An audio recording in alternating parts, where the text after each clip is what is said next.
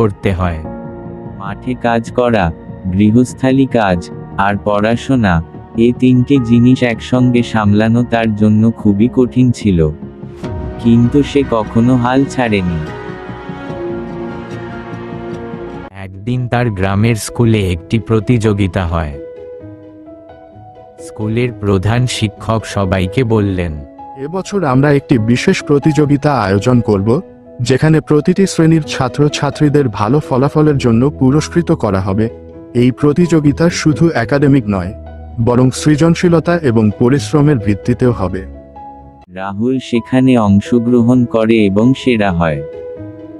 স্কুলের হেড স্যারের চোখে তার প্রতিভা ধরা পড়ে।